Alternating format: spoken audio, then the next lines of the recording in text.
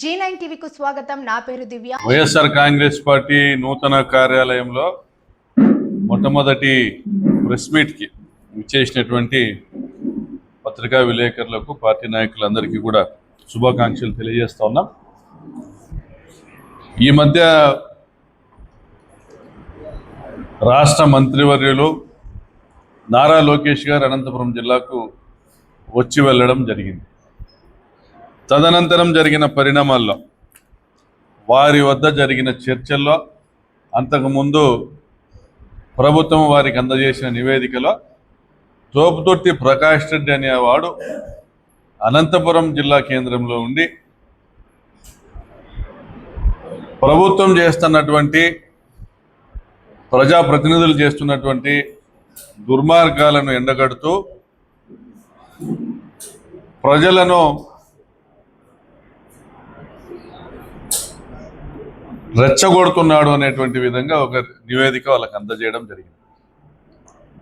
So Prakash Reddy అనేటువంటి వ్యక్తిని అనంతపురం పరిసర ప్రాంతాల్లో తిరగనీయకుండా రిస్ట్రిక్ట్ చేయాలనేటువంటి ఒక నిర్ణయం తీసుకోవడం జరిగింది. మరి నారా లోకేష్ వచ్చిన తర్వాత నాకు తెలిసి బహుశా 14వ తారీఖు 15వ తారీఖు ఆ నిర్ణయాన్ని ఇంప్లిమెంట్ చేయడం జరిగింది. నారా లోకేష్ గారి మౌఖిక ఆదేశాల మేరకు జిల్లా ఎస్పీ గారు తోపుతుర్తి ప్రకాష్ రెడ్డి యొక్క అంగరక్షకులను తొలగించడం జరిగింది. ఏమయ్యా తోపుతుర్తి ప్రకాష్ రెడ్డి చేసిన పాపం ఏమంటే, ఈ ప్రాంతంలో రాప్తాడు నియోజకవర్గంలో అనంతపురం చుట్టుపక్కల ప్రాంతంలో ధర్మవరంలో కొన్ని జిల్లాలో ఎక్కడైనా కానీ దుర్మార్గాలు, దారుణాలు, దౌర్జన్యాలు జరుగుతుంటే ప్రశ్నిస్తా రావడం, ప్రశ్నించడము, ప్రభుత్వాన్ని నిలదీయడము, బాధితుల పక్షాన నిలబడడం, బలహీనుల పక్షాన నిలబడడం తోపుతుర్తి ప్రకాష్ రెడ్డి కంటకప్రాయంగా మారినాడు ఈ ప్రభుత్వానికి. అయా నారా లోకేష్ గారు, మీరు మొట్టమొదటిసారి మంత్రి అయినారు. మీరు ఈ అవకాశాన్ని సద్వినియోగం చేసుకుని ప్రభుత్వంలోని లోటుపాట్లు గమనిస్తా పరిపాలనలో మీరు చేస్తున్నటువంటి పొరపాట్లను సరిదిద్దుకుంటూ మీ నాయకులు కానీ మీ శాసనసభ్యులు కానీ వారి అనుచరులు కానీ చేస్తున్నటువంటి తప్పులు ప్రజల్ని ఏ విధంగా బాధ పెడతా ఉన్నా, ఇబ్బంది పెడతా అనేటువంటి విషయాన్ని గమనించి సవరించుకుంటూ పోతే మీకు భవిష్యత్తు ఉంటుంది. మీ చుట్టూ ఉన్నటువంటి తెలుగుదేశం పార్టీ నాయకులు మీకు భజన చేస్తారు. జిల్లాలో జరుగుతున్నటువంటి అరాచకాల అన్యాయాల విషయం మీకు చెప్పరు. ఎందుకంటే మీ వద్ద వాళ్ళు పదవులు ఆశిస్తారు, తృణమోపనము ఆశిస్తారు. కానీ ప్రతిపక్ష పార్టీగా వైఎస్ఆర్ కాంగ్రెస్ పార్టీకి ఒక బాధ్యత ఉంటుంది.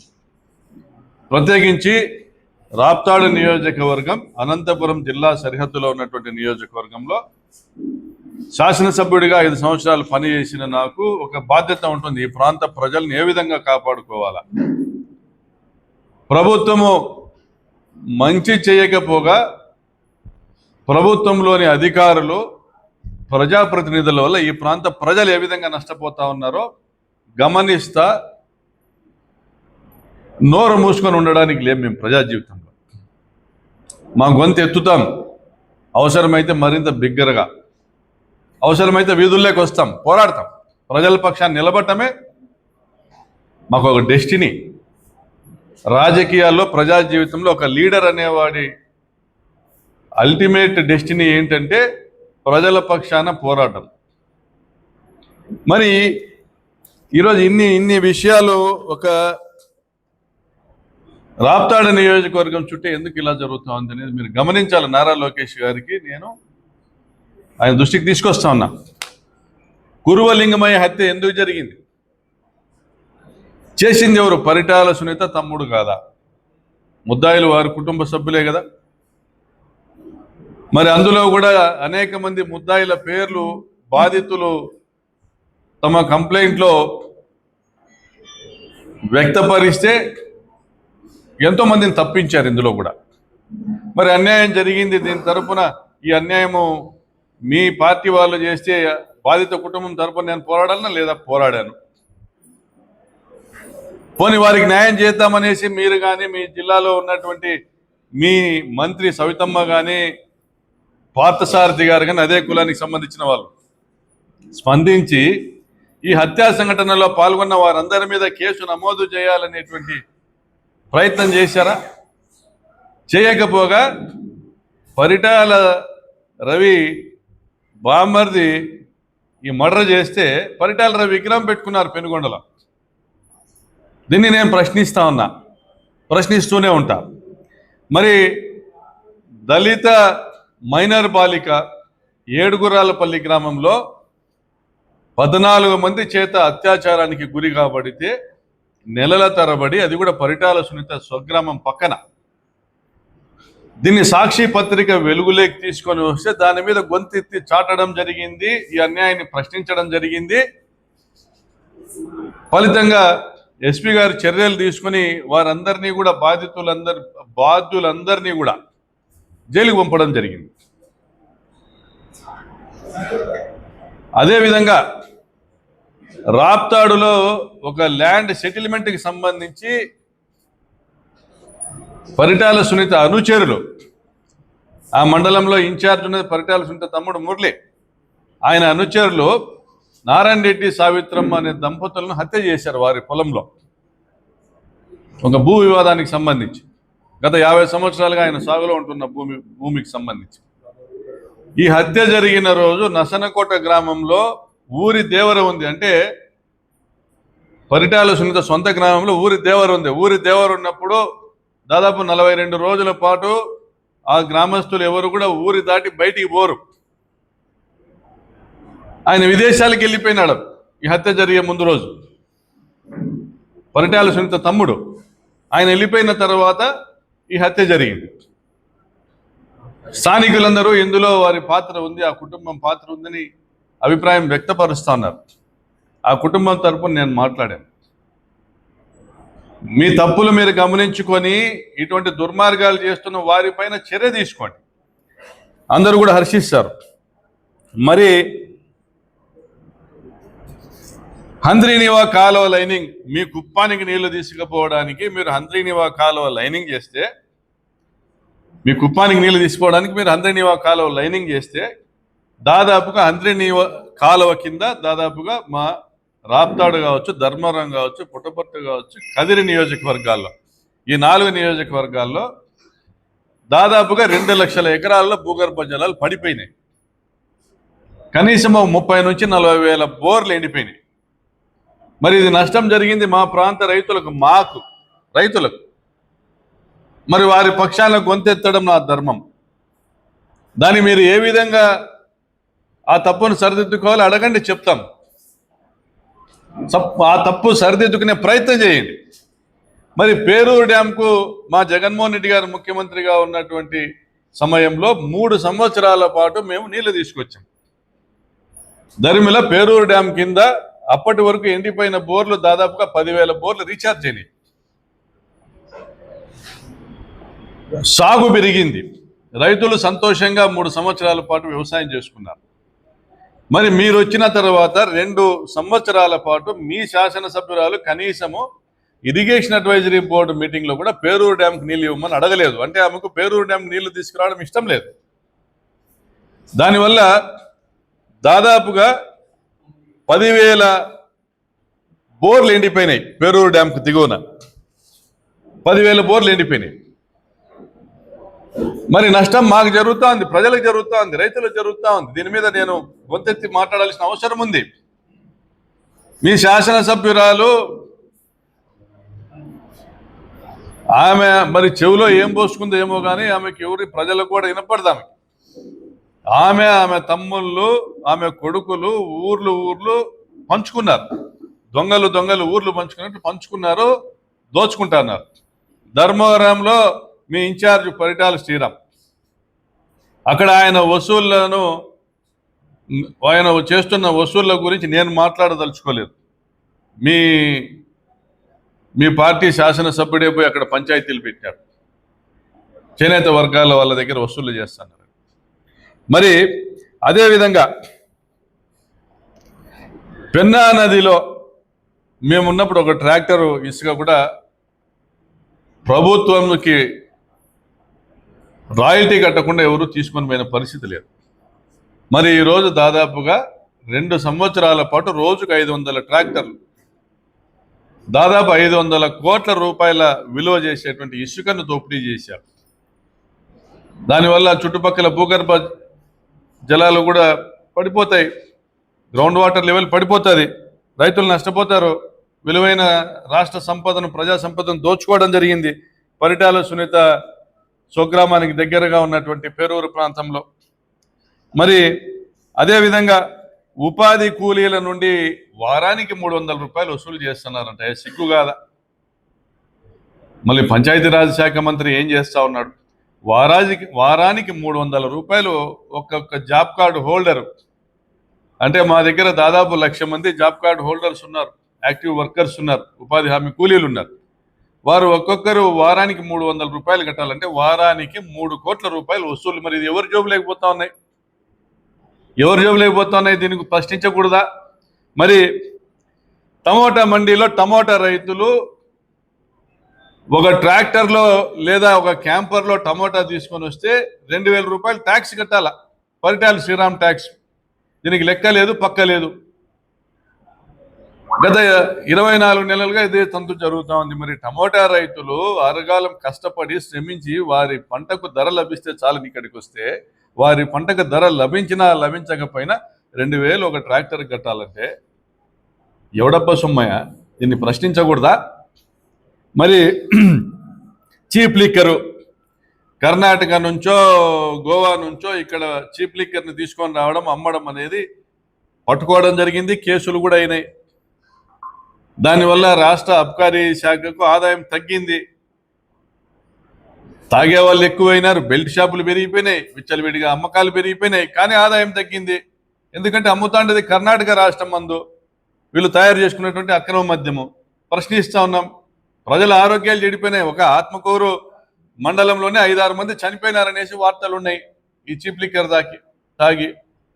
మరి పెట్రోల్ డీజిల్ పైన ఏ రాష్ట్రంలో లేనట్లుగా 35 రూపాయలు డీజిల్ మీద మీరు 35% మీరు వ్యాట్ వసూలు చేస్తా 4 రూపాయలు రోడ్ సెస్ వసూలు చేస్తున్నారు. ఇది చాలదని ఈ ఆదాయం కూడా మీకు రాకోకుండా, ప్రభుత్వానికి రాకుండా, పక్క రాష్ట్రం కర్ణాటక నుంచి ఒక 10 రూపాయలు తక్కువగా అక్కడ దొరుకుతుంది కాబట్టి డీజిల్ తీసుకొచ్చి ఇక్కడ అమ్ముకుంటా ఉన్నారు.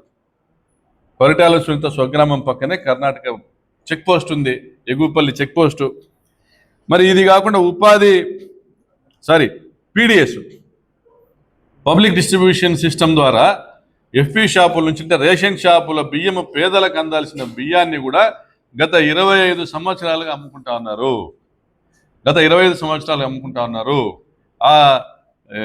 ఆ సివిల్ సప్లైస్ ట్రాన్స్పోర్ట్ కూడా పరిటాల సునీతకు సంబంధించిన వాళ్ళే చేస్తారు 25 సంవత్సరాలుగా. ఇక్కడ ఇదే బియ్యము అమ్ముకోవడంలో అనంతపురం శాసనసభ్యులకు, రాప్తాడు శాసనసభ్యులకు మధ్య వివాదం కూడా జరిగింది. దానికి సంబంధించి ఆడియో కూడా వైరల్ అయింది. మరి ఇటువంటి దుర్మార్గాలు ఈ ప్రాంతంలో ఉంటే దీన్ని ప్రశ్నిస్తా ఉన్నాం. మరి మా అనంతపురం రూరల్ మండలానికి సంబంధించి పాపంపేట ప్రాంతంలో దాదాపుగా 17 ఎకరాలు కాలనీలు, ఇప్పటికే కాలనీలు నిర్మాణం 50-60 ఏళ్ళుగా నివసిస్తున్నటువంటి కాలనీలను 17 ఎకరాలను పాత స్తోత్రయందారులతో 1949కి సంబంధించిన 1952కి సంబంధించిన డాక్యుమెంట్ పెట్టుకొని రిజిస్ట్రేషన్ చేసుకున్నారు. డబ్బులు హ్యాండ్ నుండి వచ్చినాయో తెలుసా?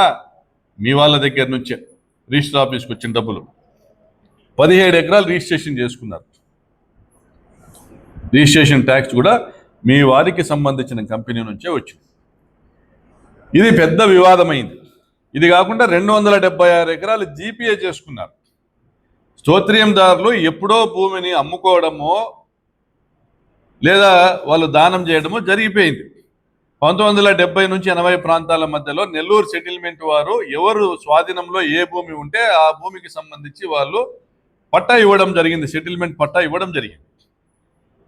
అంటే 80 తర్వాత, అంటే 45 సంవత్సరాల తర్వాత ఈరోజు బయటకు వచ్చి ఇది మా భూమి, మేము అమ్ముతామనేసి ఒక పెద్ద మనిషికి అమ్మితే, ఆ పెద్ద మనిషి ఎవరో కాదు, మీ పరిటాల సునీత బినామీ. ఆ పెద్ద మనుషులకు అమ్మితే ఆ పెద్ద మనుషులు ఈ కాలనీలన్నీ కూడా మావేను, ఇల్లు కట్టుకున్న వాళ్ళు రాండి పంచాయతీ మాట్లాడుకుందాం, ఖాళీ స్థలాల వాళ్ళు వెకేట్ చేయండి అనేసి హుకుం జారీ చేస్తే పట్టించుకునే నాదులు లేడు 6-7 నెలలు. మేము దీంట్లోకి ఈ సమస్యను చేపట్టి దీంట్లో పరిష్కారం కనుగొని ఏం జరుగుతుంది దీని వెనకాల ఎవరున్నారనేది ఆరాధిస్తే కలెక్టర్ గారికి విజ్ఞప్తి చేస్తే అన్ని పార్టీలు అక్కడ మీటింగులు పెట్టి అన్ని రాజకీయ పార్టీలకు ఇది దుర్మార్గము. ఇక్కడ జేసీబీలు తీసుకొచ్చి ఫెన్సింగ్లు వేసినటువంటి ప్రాంతంలో ఫెన్సింగ్లు తీసేసి బోర్డులు పెట్టినటువంటి బోర్డులు తీసేసి ఇది మాకు సంబంధించినటువంటి భూమిని వాళ్ళు రాసుకుంటా అంటే ఆ సుభాష్ రెడ్డి, శ్రీరాములు తదితరులు బిక్కుబిక్కుమంటూ దాదాపుగా 10,000 కుటుంబాలు ఈ ప్రాంతంలో పాపంపేట ప్రాంతంలో బిక్కుబిక్కుమంటూ 10,000 కుటుంబాలు మాకెవరు దిక్కనే పరిస్థితుల్లో అన్ని రాజకీయ పార్టీలు కూడా ఇక్కడ మీటింగులు పెట్టి పరిటాల సునీతమ్మ నువ్వు చేస్తున్న తప్పు అని అందరూ కూడా మాట్లాడడం జరిగింది, సిపిఐ పార్టీతో సహా. ఆ క్రమంలో ఈ కబ్జాదారులు ఎవరైతే ఉన్నారో వారు కలెక్టర్ గారిని గెలవడము, కలెక్టర్ గారి దగ్గర వాళ్ళు కాఫీ తాగుతున్న ఫోటో బయటికి రావడంతో కలెక్టర్ గారిని ప్రశ్నించడం జరిగింది. అయ్యా, ఇవి ఎప్పుడో నెల్లూరు సెటిల్మెంట్ల ద్వారా ఎవరి స్వాధీనంలో ఉన్నాయో ఎవరు కొన్నారో వాళ్ళకి పట్టాలు ఇవ్వడం జరిగింది. ఈరోజు ఈ సోకాల్డ్ స్తోత్రీయందారుల దగ్గర కొన్న వాళ్ళు మీ దగ్గర ఏం చేస్తున్నారు కలెక్టర్ గారు అని ప్రశ్నిస్తే ఆ రోజు దీని వెనకాల ఉన్నటువంటి కబ్జాదారులందరినీ కూడా వాళ్ళనందరినీ కూడా ఎవరు మీరు ఈ స్థలంలోకి రాగలుగుతారా, ఒక సెంటు మీరు ముట్టగలుగుతారా అని మేము హుంకరిస్తే ప్రజల తరపున వీళ్ళ మీద ఆ రోజు మేము గట్టిగా మాట్లాడడం వల్ల ప్రభుత్వము ఇవన్నీ స్తోత్రీయందారులకు సంబంధించినటువంటి భూములు కావు, వారు ఎప్పుడో హక్కు కోల్పోయినారు, ఇవి నెల్లూరు సెటిల్మెంట్ల ద్వారా ఎవరికి సంక్రమించినాయో వారికి మాత్రమే హక్కు ఉందనేసి కోర్టుకు రాయడం జరిగింది. అంటే మేము మాట్లాడడం వల్ల కలెక్టర్ గారు స్పందించడం వల్ల వచ్చినటువంటి ఫలితం. అదేవిధంగా ఈరోజు ఇక్కడ పాపంపేటలో 106 సర్వే నెంబర్ 14 ఇళ్ళు నేలమట్టం చేసింది మీ ప్రభుత్వం. 14 ఇళ్ళు నేలమట్టం చేసింది మీ ప్రభుత్వం. ఈ 14 ఇళ్ళు ఎవడ కోసం అనుకుంటున్నారు లోకేష్ గారు? స్తోత్రీయందారులు ఎప్పుడో అమ్మితే కొన్నటువంటి వాళ్ళ దగ్గర అనేక దఫాలుగా చేతులు మారితే ఎవరైతే కొని ఇల్లు కట్టుకుంటున్నారో వారి జీవితకాలం కష్టాన్ని నేలకూల్చింది మీ ప్రభుత్వం. దీని వెనకాల ఉన్నది పరిటాల శ్రీరామ్ స్వయంగా వచ్చి ప్రెస్ మీట్ పెట్టి ఇల్లు కట్టుకున్న వాళ్ళు మీ జోలికి రాము, ఖాళీ స్థలం వాళ్ళు మా దగ్గరికి రాండి మాట్లాడతాము, మొన్న వాళ్ళు చెప్తే వినలే అందుకనే 14 ఇళ్ళు కూలిపోయినాయి అని మాట్లాడినాడు. ఓట్లు వేయించుకున్నవాడు ఎవడైనా కానీ కడుపుకు అన్నం తినేవాడు ఎవడైనా అట్లా మాట్లాడతాడా? నా నియోజకవర్గ పరిధిలో ఉన్నటువంటి ప్రతి ఒక్క కుటుంబం కూడా నా కుటుంబం అని భావించేవాడే నాయకుడు అవుతాడు. మరి ఆయన ఆ రోజు ఆ రకంగా మాట్లాడటము క్లియర్గా అర్థమవుతుంది ఎవరు కూలగొట్టించారు. మీ ప్రభుత్వం కూలగొట్టించింది. కోర్టు ఇచ్చినటువంటి ఆదేశాల మేరకు డెమాలిష్ చేస్తున్నామనేసి మీ అధికారులందరూ కూడా దీంట్లో పార్టిసిపేట్ చేసిన వాళ్ళందరూ కూడా ఈరోజు కంటెంప్ట్ ఎదుర్కొంటా ఉన్నారు, కంటెంప్ట్ ఆఫ్ ది కోర్టు. ఎందుకంటే హైకోర్టు అప్పటికే స్టేటస్ కో ఇచ్చింది. ఇది ఏదైతే 106 సర్వే నంబర్లో 119 సర్వే నంబర్లో ల్యాండ్ గ్రాబింగ్ కోర్టు ద్వారా 120/83 అనేటువంటి ల్యాండ్ గ్రాబింగ్ కోర్టు ఆర్డర్ ద్వారా ఇది మాకు సంక్రమిస్తుంది, మాకు స్వాధీనం చేయమనేసి ఎవరైతే స్తోత్రీయందారులు ఉన్నారో వారికి 91-97 మధ్యలోనే ఆ భూములు స్వాధీనం చేయడం జరిగింది. 119 సర్వే నంబర్ భూమిని మాకు స్వాధీనం చేశారు. 106/1, 106/2 ఇందులో ఉన్న భూమిని మాకు స్వాధీనం చేయమనేసి వారు రాసిన లేఖను వారే కోర్టుకు సమర్పించుకున్నారు. దాని తర్వాత 106వ సర్వే నంబర్లో ఈ స్తోత్రీయందారులు ఈ శ్రవణ్ కుమార్ అనేటువంటి వ్యక్తి వీళ్ళ తాతగారు వీళ్ళందరూ మాకు అమ్మినారనేసి రిట్ పిటిషన్స్ ఎవరైతే అక్కడ నివాసం ఉన్నారో వాళ్ళు కోర్టులో దాఖలు చేస్తే అవును మేము అమ్మినామనేసి వాళ్ళు కోర్టులో కమిట్ అయినారు స్తోత్రీయందారు. మరి ఆల్రెడీ మీకు స్వాధీనం చేసినటువంటి మీరు అమ్ముకున్నటువంటి భూముల మీద మీరు ఏ విధంగా కోర్టుకు వస్తారు, ఏ విధంగా మళ్ళీ మాకు స్వాధీనం చేయమని మీ వారసులు వస్తారు 35 సంవత్సరాల తర్వాత అనేసి కోర్టు ప్రశ్నిస్తే మా ప్రభుత్వంలో మాట్లాడడానికి ఏమీ లేక నోరు మూసుకొని పడి ఉన్నారు. ఆ రోజు కలెక్టర్ గారు నాగలక్ష్మి గారు సంపూర్ణంగా తహసీల్దార్ కార్యాలయంలో ఉన్నటువంటి డాక్యుమెంట్స్ అన్ని కూడా బయటికి తీసి కోర్టుకు సమర్పించడం జరిగింది. ఇందులో 119 సర్వే నెంబర్కి సంబంధించి ఎకరా 5 సెంట్లు ఇప్పటికే మాకు హ్యాండ్ ఓవర్ చేశారని వారు రాసిన లేఖ, మరి 106 సర్వే నెంబర్కు వీరికి హ్యాండ్ ఓవర్ చేయమని ఆ రోజు తహసీల్దార్ గారు రాసిన లేఖ, ఇవన్నీ కూడా పొందుపరిచారు. మరి అదేవిధంగా ఆ లేఖలో మెన్షన్ చేసింది ఏంటంటే 106 survey number land grabbing court పరిధిలోకి రాదని, అది మున్సిపాలిటీల పరిధిలోని భూ వివాదాలని మాత్రమే తీర్పు చెప్పడానికి ల్యాండ్ గ్రాబింగ్ కోర్టుకు వాళ్ళకి హక్కులు ఉంటాయనేసి అప్పట్లో వాదిస్తే, అప్పిలెంట్స్ తరపునటువంటి లాయర్ వాదిస్తే, అయ్యా ఇది మున్సిపాలిటీ పరిధిలోది కాదు, గ్రామాల పరిధిలోది అనేది ఒక కాగితం తీసుకురమ్మని కోర్టు అడిగితే వాళ్ళు దాఖలు చేయలేదు కాబట్టి అది టౌన్లో ప్రాపర్టీగా గుర్తించి ఆ రోజు ల్యాండ్ గ్రాబింగ్ కోర్టు ఆర్డర్ ఇచ్చింది. వాస్తవానికి అది టౌన్లో అనంతపురం టౌన్ ప్రాపర్టీ కాదు, Papampeta panchayat property, Narayanapuram panchayat property. So దాన్ని ఈరోజు కలెక్టర్ గారు నాగలక్ష్మి గారు కోర్టు దృష్టికి తీసుకొని రావడము,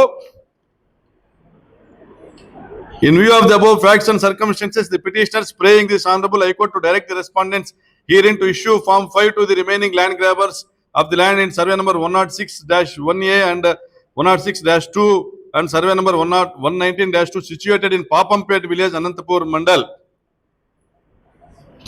ఇది పాపంపేట విలేజ్కి సంబంధించినది మాత్రమే, దీని జ్యూరిస్డిక్షన్ రాదు. ఇదిగో దాని షెడ్యూల్ ఆఫ్ బౌండరీస్ వాళ్ళు ఇచ్చిన ల్యాండ్ గ్రాబింగ్ కోర్టులో property situated within municipal limits. కానీ but the survey number 106/1A is not included in the schedule mention in the order number 120/1983. అంటే 119లో ఆల్రెడీ వాళ్లకు హ్యాండ్ ఓవర్ చేసినట్లు వాళ్ళే ఒప్పుకున్నా, మళ్ళీ 119లో మళ్ళీ మాకు హ్యాండ్ ఓవర్ చేయమని క్లెయిమ్కి పోతాడు. 106/1 ఆ 120/83 order, court order, land grabbing court order పరిధిలోకి రాకపోయినా దాన్ని కూడా స్వాధీనం చేయమని పోతారు. మరి 106/1, 106/2 అనంతపురం పట్టణానికి సంబంధం లేదు, పాపంపేట పంచాయతీకి సంబంధించిన వీరికి ఏదైతే అనంతపురం పట్టణంలోని సర్వే నెంబర్ 106 పైన ఆర్డర్ ఉంటే దీని మీద కూడా క్లెయిమ్ పోతారు. అంటే ఫ్రాడులెంట్ ప్రాక్టీసెస్కు పాల్పడుతున్నటువంటి శ్రావణ్ కుమార్ అనే వ్యక్తిని మేము నిరోధించాము. ఆ రోజు నేను ఎమ్మెల్యేగా ఉన్నప్పుడు, మా జగన్ గారు సీఎంగా ఉన్నప్పుడు కలెక్టర్ గారు, ఆర్డీఓ గారు, తహసీల్దార్లు అందరూ కూడా నిరోధించారు. ఆ రోజు కలెక్టర్ గారు ఇచ్చిన నివేదికలో తహసీల్దార్ అనే వ్యక్తికి లీగల్ హెయిర్ సర్టిఫికేట్ ఇవ్వడానికి హక్కు లేదని కూడా రాశారు. ఒక తహసీల్దార్ 2018లో అంతకుముందు మీ ప్రభుత్వంలో ఇచ్చినటువంటి లీగల్ హెయిర్ సర్టిఫికేట్ బేస్ చేసుకుని తను కోర్టుకు పోయాడు శ్రావణ్ కుమార్. అది చెల్లదు. తహసీల్దార్ ఇవ్వడానికి legal heir certificate civil court ఇవ్వాలి. సివిల్ కోర్టు పోయి ఏ రోజు కూడా అతను పోయి లీగల్ హెయిర్ సర్టిఫికేట్ తెచ్చుకుంది లేదు. సో ఈ రోజుకు కూడా అతను ఫైల్ చేసిన ఏ కేసు కూడా కోర్టులో నిలబడడానికి లేదు, ప్రైమా ఫేసి గ్రౌండ్స్ లేవు. మరి ఇటువంటిప్పుడు ఎవడా మీకు అధికారం ఇచ్చింది కూలగొట్టడానికి? ఈ 14 ఏళ్ళు ఏ విధంగా కూలగొడతారు? మీరు అన్యాయం చేశారు కాబట్టి ఆ 14 కుటుంబాలకు దాదాపుగా 50 కోట్ల ఆస్తి నష్టం చేశారు మీరు. కాబట్టి వెంటనే హైకోర్టు స్పందించి ఆ రోజు మేము మాజీ అడ్వకేట్ జనరల్ శ్రీరామ్ గారిని పెట్టుకుని హైకోర్టుకు పోవడము, స్టేటస్ కో తీసుకొని రావడం జరిగింది. ఇది ఈ 111 పేజీల నివేదికలు కలెక్టర్ గారికి, డీజీ గారికి, ఎస్పీ గారికి పంపడం జరుగుతుంది. ఇందులో ఏముందో చూడండి. ఏంటంటే ఘాట్లో కట్టేయండి అనేటువంటి విధానం కరెక్ట్ కాదు. పైన కోర్టు ఆర్డర్ ఇచ్చింది, ఒకరు మహేందర్ రెడ్డి అని ఒక లాయరు, కొంతమంది పిటిషనర్స్ మేము వాళ్ళు ల్యాండ్ గ్రాబింగ్ కోర్టు ప్రకారం పోతామని కన్సెంట్ ఇవ్వడం వల్ల వాళ్ళు తెచ్చుకున్నారు. అంటే ఇందులో కూడా కొంతమందిని లోబర్చుకొని వీళ్ళ ద్వారా ఒకరిద్దరి ద్వారా కన్సెంట్ తెచ్చుకొని మొత్తము ఆడున్న 4.5 ఎకరాలోను 4 ఎకరాల 68 సెంటర్లో ఉన్న ఇల్లు కొట్టేసేటువంటి ప్రయత్నం మీరు చేస్తుంటే అడ్డుకున్నాం. ప్రజల పక్షాన్ని నిలబడినాం. లోకేష్ గారు ఇంటర్ఫియర్ కాండి, కళ్ళు తెరుచుకోండి, ఏం జరుగుతుంది ఈ ప్రాంతంలో. మొన్న ఇదే 14 సెంట్లకు సంబంధించిన 68 సెంట్లు 14 ఇండ్లకు సంబంధించి డెమాలిష్ అయినాయో ఆ 68 సెంట్ల భూమి దగ్గరికి ఒక లాయర్ని తీసుకొచ్చి శ్రావణ్ కుమార్ అనే వ్యక్తి, మరో కొత్త బిచ్చగారిని తీసుకొని వచ్చి శరబారెడ్డి అంటారు, మరో కొత్త బిచ్చగారిని తీసుకొచ్చి అక్కడ ఉన్నటువంటి బాధితులను బెదిరిస్తా, అడ్డుకోబోయిన ప్రజల్ని బెదిరిస్తా తోస్తా ఉన్నారు. పోలీసుల వారి వద్దకి డిఐజీ గారికి మెసేజ్ పెట్టాం, ఎస్పీ గారికి మెసేజ్ పెట్టాం, కలెక్టర్ గారికి మెసేజ్ పెట్టాం, అందరు రెస్పాండ్ అయినారు.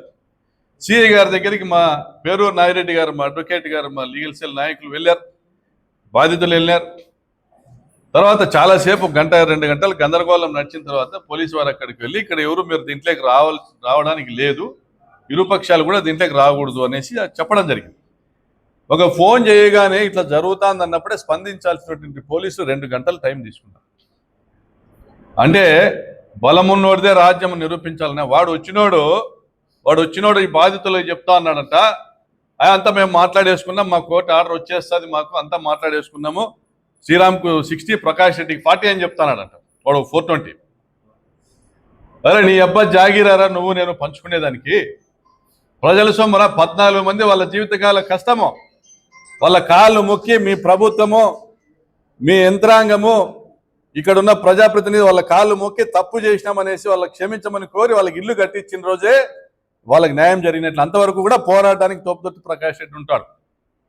ఇటువంటి దుర్మార్గాలు జరుగుతున్నప్పుడు మీరు కళ్ళు తెరిచి లోకేష్ గారు మీరు దీనిపైన స్పందించాలా. ఆర్టీటీకి అన్యాయం చేశారు, ఆర్టీటీకి మీరు అన్యాయం చేశారు. ప్రజా సంఘాలు బయటకు వచ్చినాయి, దళిత సంఘాలు బయటకు వచ్చినాయి, వీధుల్లోకి వచ్చినారు, వేలాది జనం ప్రజలు తిరగబడినారు మీ మీద, మీరు స్పందించినారు. తప్పు చేసినాము, ఆర్టీటీ విషయంలో మేము మతాలు చూడడానికి కరెక్ట్ కాదు, ఆర్టీటీ వారు ఎక్కడైనా కానీ మతాలు మారమని ఎక్కడైనా కానీ ప్రేరేపించింది ఉందా? ఫాదర్ ఫెర్రర్ అంటే భగవత్ స్వరూపుడు, భగవాన్ సత్యసాయి బాబా, father ఫెర్రరు, doctor YS Rajasekhara Reddy ఈ జిల్లాకు ఈ త్రిమూర్తులు లాంటి వాళ్ళని ఎప్పుడు కూడా ఈ జిల్లా మర్చిపోలేదు. ప్రతి నియోజకవర్గంలో తాగునీటి పథకం తెచ్చింది రాజశేఖర రెడ్డి గారు, లక్షల ఇల్లు కట్టించింది రాజశేఖర రెడ్డి గారు, ఇళ్ల నిర్మాణం, ఇందిరమ్మ ఇళ్ల నిర్మాణానికి ధీటుగా ఇల్లు కట్టించింది ఫాదర్ ఫెర్రర్. ప్రభుత్వం డ్రింకింగ్ వాటర్ స్కీమ్స్ తీసుకొని రాకముందే ఎల్ఎన్టీ సత్యసాయి స్కీమ్ ఏర్పాటు చేసింది భగవాన్ సత్యసాయి బాబు గారు. వేలాది చెక్ డ్యాంలు కట్టి ఈ ప్రాంతంలో భూగర్భ జలాలు పెంచేటువంటి కార్యక్రమం చేసింది ఫాదర్ ఫెర్రర్ గారు. మరి అటువంటి ఆర్డీటీని కూకటి వేళ్లతో పెకలించేటువంటి ప్రయత్నం చేసింది మీ మతతత్వ బీజేపీ పార్టీ. ప్రజలు తిరగబడితే మీరు స్పందించినారు. మా పార్టీ నాయకులు రంగయ్య గారు అనేక మంది దాని మీద ఆందోళనలు చేసినారు. మేమందరం కూడా మీడియా ముఖంగా ప్రశ్నించినాం, మీరు స్పందించినారు. దానికి సంబంధించినటువంటి రెన్యువల్స్ కూడా చేసేటువంటి కార్యక్రమంలో మీ వంతు పాత్ర కూడా పోషించినారు. అదేవిధంగా రాప్తా నియోజకవర్గంలో జరుగుతున్న అన్యాయాలు మీరు గమనించాలా, స్పందించాలా. మీరు వేలాది మంది రైతులకు జరుగుతున్న అన్యాయము, పాపంపేట ప్రాంతంలో వేలాది దాదాపుగా 10,000 కుటుంబాలు ఈరోజు బిక్కుబిక్కున వాళ్ళు ఎదురు చూస్తున్నారు మాకు న్యాయం చేసేవాడు ఎవరని. మీ బినామీలు, మీ పరిటాల సునీత బినామీలు చేసుకున్నటువంటి రిజిస్ట్రేషన్ వల్ల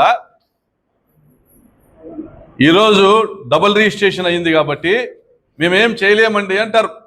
మీ రిజిస్ట్రేషన్ ఆఫీసర్, జిల్లా రిజిస్టర్, మేమేం చేయలేం సార్, ఎవరైతే రిజిస్ట్రేషన్ చేసుకున్నారో వాళ్ళే వచ్చి దీన్ని రిజిస్ట్రేషన్ రద్దుపరచుకోవాలా లేదా కోర్టు రద్దుపరచాలా, కోర్టు న్యాయం చెప్పడానికి ఏళ్ళు పడుతుంది. మరి మీకు సంబంధించిన పరిటాల సునీతకు సంబంధించినటువంటి శ్రీరాములు, సుభాష్ రెడ్డి తదితరులు ఎవరైతే ఈ రిజిస్ట్రేషన్ చేసుకున్నారో 17 ఎకరాలు, రిజిస్టర్డ్ జీపీఏ చేసుకున్నారో 276 ఎకరాలు, ఇవి రద్దుపరిచేటువంటి బాధ్యత మీరు తీసుకోండి లోకేష్ గారు. ఇది రద్దుపరిచేటువంటి బాధ్యత మీరు తీసుకోండి. పాపంపేటలో 10,000 కుటుంబాలు బిక్కుబిక్కుమని బతుకుతానే ఈరోజు 14 ఇళ్ళు కూలగొట్టినారు. మొన్న వచ్చినోడు ఏం చెప్తున్నాడు, వాడు ఇవే కాదు ఇంకా మొత్తం పాపంపేట అంతా కూలుస్తామంటాడు. వాని తల నేల కూలుస్తాం తప్ప పాపంపేటలో ఒక ఇల్లు కూడా కూలనేవేమి, ఇంకా ఒక ఇల్లు కూడా. ఇంత దుర్మార్గంగా వ్యవహరిస్తా అంటే స్పందిస్తున్నాం, కడుపుకు అన్నం తింటున్నాం కాబట్టి, విశ్వాసం ఉంది కాబట్టి ప్రజలు ఒకసారి నన్ను ఎన్నుకున్నారని విశ్వాసం ఉంది కాబట్టి. మీకు విశ్వాసం ఉంటే, ప్రజల పట్ల మిమ్మల్ని గెలిపించినారు, ప్రభుత్వం మీకు ఇచ్చినారనే విశ్వాసం ఉంటే స్పందించండి. పాపంపేట విషయంలో మీరు ఇక్కడ జరుగుతున్న అరాచకాన్ని అరికట్టండి. వాడు ఎవరో చేపించుకున్న రిజిస్టర్డ్ జీపీఏ ఉంది, అది రద్దుపరచండి. 17 ఎకరాలు రిజిస్ట్రేషన్ చేసుకున్నాడు, అవి రద్దుపరిపించండి. వాళ్ళు పెట్టిన 1 కోటో 2 కోట్ల ముష్టి వాళ్ళ కేసు మీరైనా రద్దుపరిపించమని మిమ్మల్ని విజ్ఞప్తి చేస్తున్నాం. అదేవిధంగా ప్రశ్నించే గొంతు లేనప్పుడు అరాచకం అనేది ప్రబలుతుంది. అది మీకే నష్టము. పూర్తిగా పుట్టి మునిగిపోయేంత వరకు మీరు కళ్ళు తెరవకపోతే ప్రజాస్వామ్యంలో తెలుగుదేశం పార్టీ ఉనికి లేకుండా కోల్పోతారనేది కూడా మిమ్మల్ని హెచ్చరిస్తూ, మీరు గన్మెన్లు తీసేసిన, నాకు జీవితకాలం గన్మెన్లు ఏం లేరు. రాజశేఖర రెడ్డి గారు 2009లో గన్మెన్ ఇచ్చారు 3 సంవత్సరాల పాటు. జగన్మోహన్ రెడ్డి గారు 5 సంవత్సరాల పాటు గన్మెన్లు ఇచ్చారు. ఇప్పుడు మీ ప్రభుత్వంలో 2 సంవత్సరాలు, 10 సంవత్సరాల పాటు నా ప్రాణానికి ముప్పు ఉంది, భద్రత అవసరం అనేసి నివేదికలు ఇచ్చినటువంటి అదే ప్రభుత్వ కార్యాలయాలు, ఎస్పీ కార్యాలయమే ఈరోజు నాకు కనీసం నోటీస్ పంపకుండా, థ్రెట్ పర్సెప్షన్ రిపోర్ట్ పంపకుండా, ఎస్ఆర్సీ తీసుకున్న నిర్ణయం కమ్యూనికేట్ చేయకుండా హుటాహుటిన పాపంపేటలో ఏ రోజైతే ఆక్రమించుకునేదానికి పరిటాల రవి ప్రధాన అనుచరుడైనటువంటి శరభారెడ్డి కుమార రామాంజనేయులు అక్కడ పోయి వాళ్ళు ఫెన్సింగ్ వేసేటువంటి ప్రయత్నం చేశారో, ఆ రోజు మా పార్టీ నాయకులు జెడ్పీటీసీ మాదిగా చంద్ర, మా మండల కన్వీనర్ పవను, అదేవిధంగా మా మాదన్న, మా ఎరికల ఈశ్వరయ్య, మా ఎంపీపీ వీళ్ళందరూ కూడా స్పందించి ప్రజల్ని తీసుకొని పోయి అక్కడ తిరగబడటం వల్ల, బాధితులు తీసుకొని పోయి తిరగబడటం వల్ల వాళ్ళు పలాయనం చిత్తగిచ్చినారు. ఆ రోజే మీరు తీసుకున్న నిర్ణయం ఇది. ఇక్కడ 100 కోట్ల దోపిడీ చేసేటువంటి కార్యక్రమానికి ప్రకాష్ రెడ్డి అనేవాడు అడ్డు తగులుతాడు, వాడిని నిర్మూలించైనా కూడా పాపంపేటలో మీరు 100 కోట్లు వసూలు చేయాలనేటువంటి పన్నాగం మీరు పన్నారు కాబట్టి, మీ ప్రభుత్వం పన్నింది కాబట్టి మీరు మా గన్మెన్ సౌకర్యం తొలగించినారని మేము భావిస్తా ఉన్నాం. అది కూడా కోర్టు సెలవులు ఉన్నాయి కాబట్టి, హైకోర్టు వెకేషన్ ఉంది, ఈ 30 రోజులు భద్రత లేకుండా తిరగలేడు అనేది మీ కుటీల ఆలోచన. అదేవిధంగా హైకోర్టు సెలవు ఉంది కాబట్టి 30 రోజులు ఈ బాధితుల పక్షాన న్యాయాన్ని పోరాడేదానికి అవకాశం ఉండదు, ఇప్పుడే కబ్జా చేయాలనేటువంటి మీ కింద ఉన్నటువంటి మీ నాయకుల కుటీల ఆలోచన. ఇటువంటి దుర్మార్గపు ఆలోచనలు మానుకోండి. మీరు కాకపోతే న్యాయస్థానం ఉంది, న్యాయస్థానం లేకపోతే ప్రజా కోర్టు ఉంది. 2014లో మీరు మా గన్మెన్లు తొలగించినప్పుడు 5 సంవత్సరాల పాటు వందలాది మంది నా చుట్టూ నా ప్రజలు నిలబడినారు. ఈ రోజు కూడా నా ప్రజలే నాకు రక్షగా ఉంటారు. రాప్తాడు నియోజకవర్గంలో ఎక్కడ అన్యాయం జరిగినా ప్రశ్నిస్తానే ఉంటాను. ఖబర్దార్ లోకేష్ బాబు.